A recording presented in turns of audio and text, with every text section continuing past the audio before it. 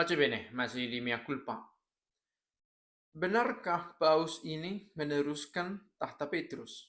Masih topik yang kemarin, tapi saya tidak ingin berbicara lebih banyak tentang pendapat sendiri. Saya mengambil teks ya. Judulnya tentang historiografi kepausan.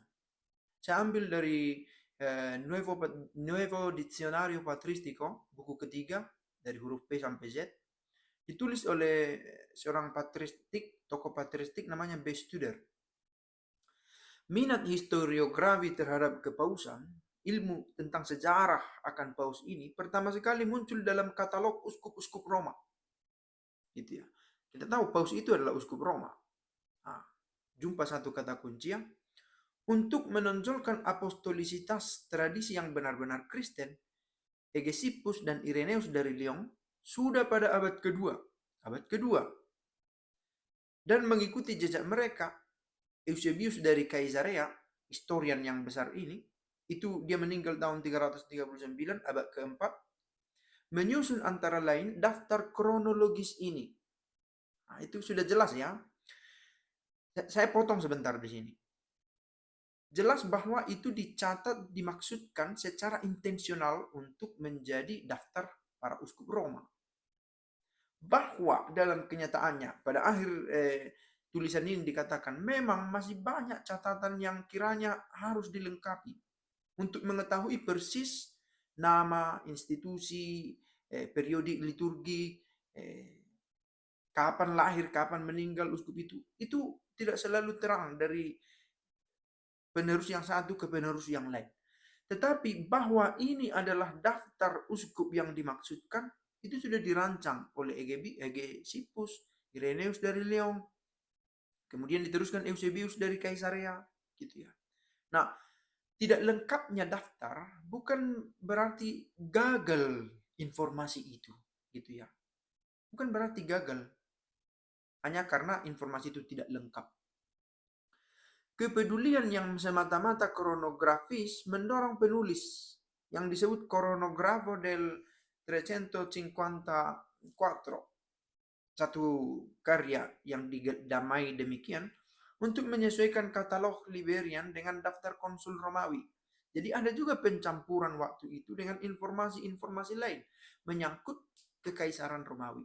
Dan dikatakan untuk membuktikan adanya daftar para paus ini diperlukan penelitian lebih lagi dengan menggunakan tidak hanya teks-teks gerejawi, tetapi juga teks-teks historis dari kekaisaran Romawi. Karena kita tahu pengaruh kekaisaran Romawi dalam perkembangan kekristenan itu sangat besar. Beberapa kronik dari abad kelima ini sekarang, serta Theodoret dan Socrates, keduanya merupakan penerus Historia Ecclesiastica, karya Eusebius, yang meninggal tahun 339 itu. Mereka melengkapi katalog-katalog sebelumnya hingga zaman mereka. Lihat ini, ada ahli di periode-periode yang berbeda mencoba menyusun itu. Jadi ada teman-teman yang tidak setuju dengan tahta Paus ini, dihubungkan dengan tahta Petrus, mencoba mencari penanggalan yang bukan sejak awal. Ada yang berkata, oh paus itu sejak abad kelima, paus itu sejak abad pertengahan katanya. Catatannya gitu ya. Ada yang catatan dari abad kelima, ada yang dari abad keempat tadi, Eusebius. Ada Hegesippus dan Irenaeus Lyon itu dari abad kedua.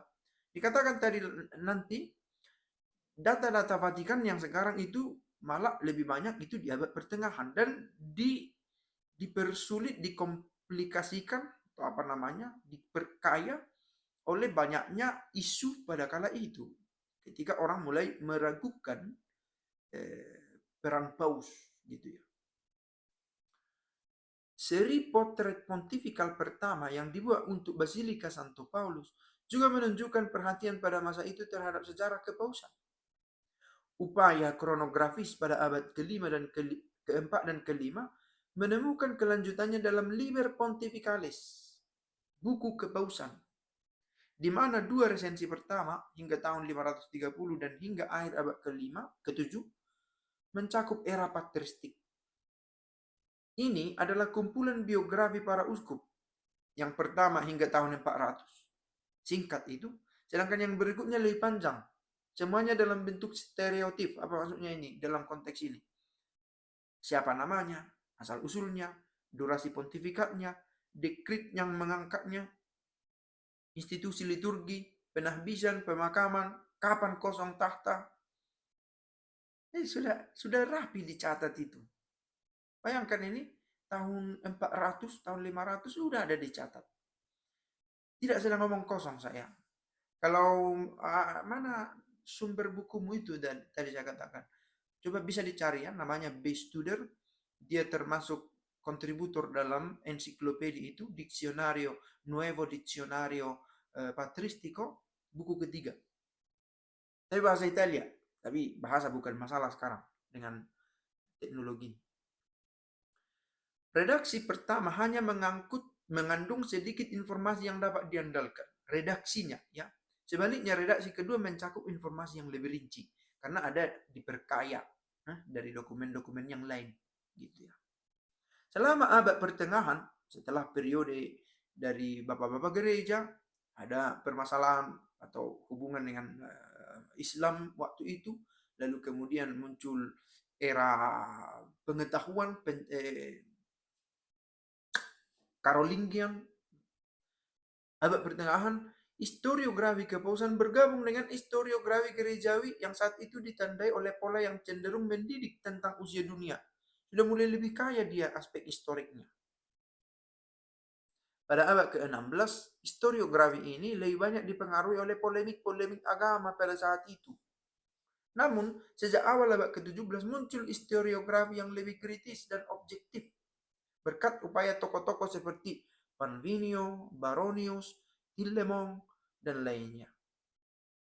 Metode baru yang dikembangkan oleh kaum Maurini, nama-nama ini kiranya bukan juga menjadi sesuatu yang harus dihafal, tapi mau menekankan ada kontribusi dari periode ke periode. Kita lihat ya, abad kedua ada, abad keempat ada, abad kelima ada, sampai abad ketujuh, lalu abad pertengahan ada, abad ke-16, abad ke-17, abad ke-19, diperkaya.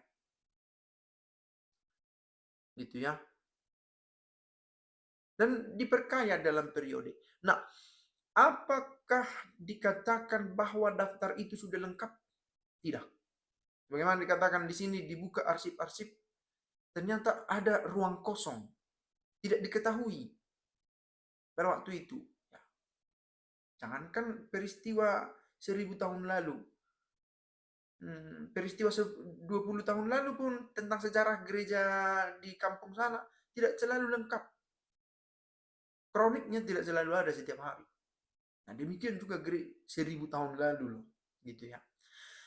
Nah, saya pikir kita harus kembali ke motif awalnya. Mengapa tahta Paus ini penting? Itu dia. Dan mengapa harus mempersoalkan tahta Paus ini? Sebab bila terbukti bahwa betapa bergunanya dia, gitu ya, menjaga gereja ini dari berbagai ajaran-ajaran orang lain yang obsesif dan ambisius untuk mengembangkan dirinya sendiri.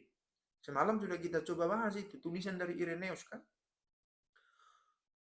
Ada Marcion, ada Valentinus, ada Basilides, yang masing-masing mengatakan akulah yang meneruskan tradisi itu. Nah, tidakkah kita sebenarnya bersyukur bahwa ada tahta Petrus ini yang diingat sekarang, gitu ya, dengan kehadiran Paus ini? Kan gitu. Tidakkah itu kita syukuri? Tapi lihatlah ketika tahta ini tidak dipercaya lagi, ada persoalan. Bisa dimengerti karena dalam perjalanan sejarah ada abuse juga, penyalahgunaan tahta ini oleh orang tertentu, boleh dikatakan. Itulah bagian dari catatan sejarah. Diperbaiki, dicerahi lagi semangatnya. Itulah estafet tahta Petrus itu dimaknai. Tapi tidak usah bingung. Tujuan dari video ini adalah teman-teman Katoliknya. Jadi kalaupun ada kebingungan, jangan heran. Di antara ke-12 rasul pun sudah berkata, siapa di antara kita paling besar? Di antara kita ini. Siapa yang di sebelah kiri dan kanannya itu sudah dibahas. Bayangkan, masih bersama dengan Yesus loh. Jadi kalau setelah 2000 tahun ada mencoba mengguncang keraguan kita, keyakinan kita, bukan Petrus katanya. Bisa dimengerti. Tapi bila bukan paus ini, siapa yang mengklaim? Yang bisa mengklaim dan kita percaya bahwa dia meneruskan tahta Petrus. Kalau tidak ada, minus malum lah. Paus ini kita lihat. Mungkin kurang pas itu katanya, tapi ini yang kita punya sekarang. Gitu ya. Ciao.